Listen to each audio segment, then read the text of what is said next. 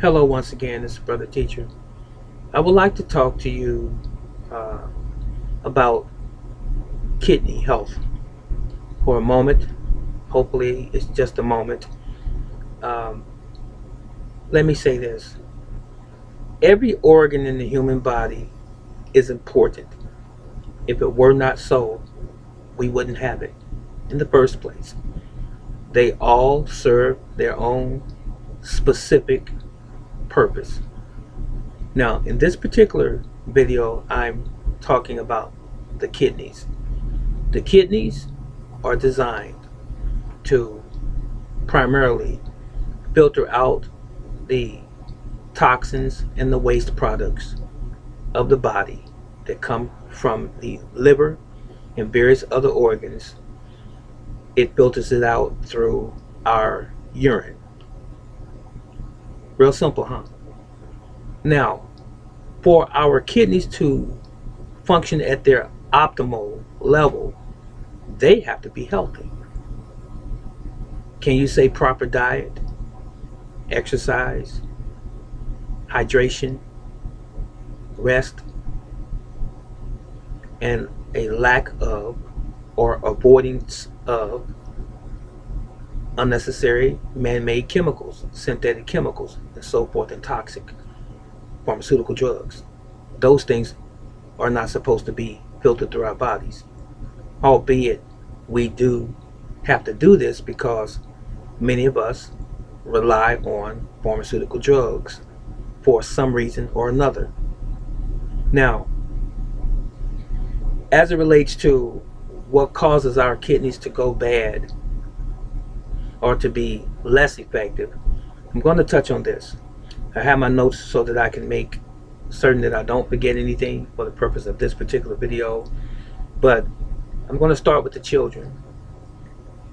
These are some of the things that cause kidney issues in the first place, and kidneys to go bad and be ineffective or defective even.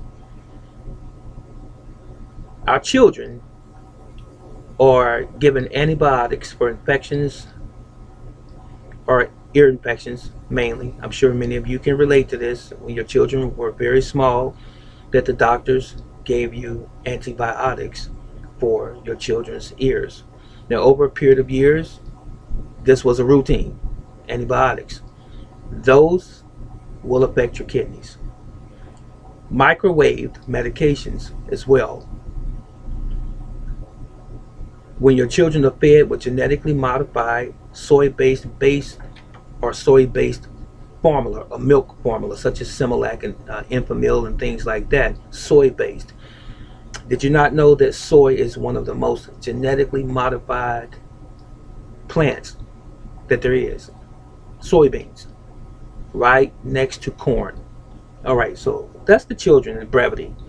Now, what about the moms?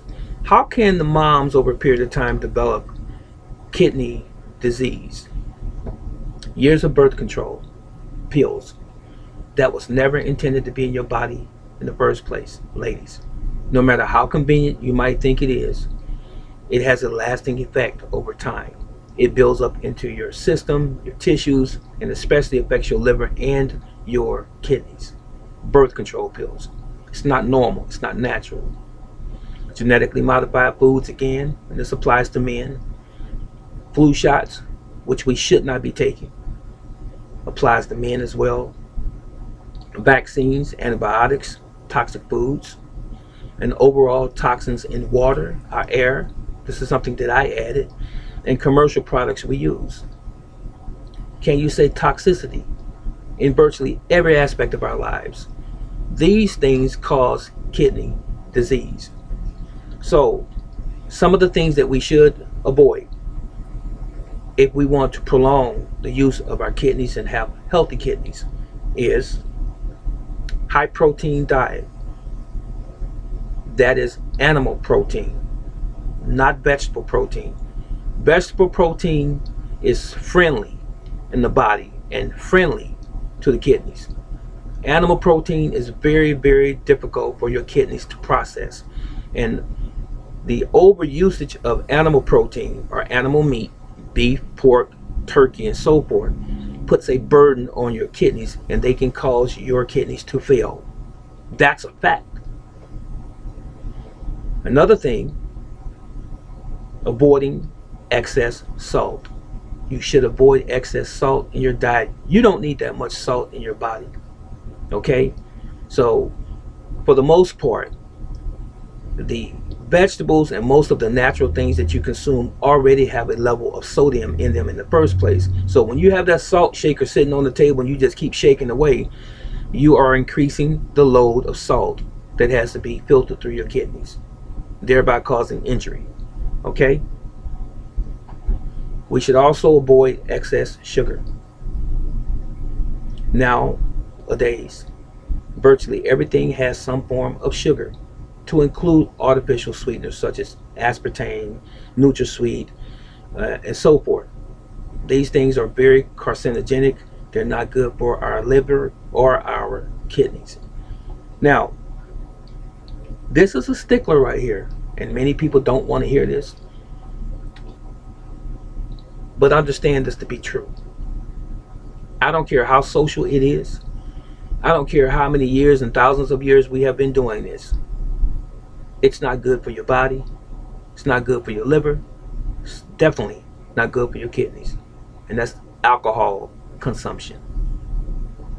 You like your buzz. You like to feel good. You like to feel mellow. The problem is a lot of people don't know their limit. They don't know how to do things in moderation. And when you do things in excess, especially the consumption of alcohol, you put your body's organs at risk, especially your liver and your kidneys. And this excess consumption of alcohol will destroy your kidneys, and you will have kidney failure. All of the above things that I just mentioned that we should avoid can cause and will cause kidney failure, and you will end up on dialysis. Your kidneys should never die. Your kidneys, as is your heart, your liver, your lungs, and your other organs, were given to us all to last a lifetime. It is up to us to maintain them through proper diet, proper exercise, proper rest, proper hydration, proper mental balance, everything. When any of those things fail, or a combination of those things fail, or we fail ourselves by not keeping up with them, then our organs fail as well. So please remember this. If you want healthy kidneys, avoid the bad things.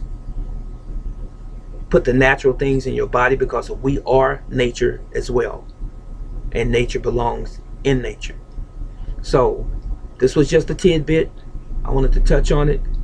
And I hope it was of value to you. Please govern yourselves accordingly. This is Brother Teacher.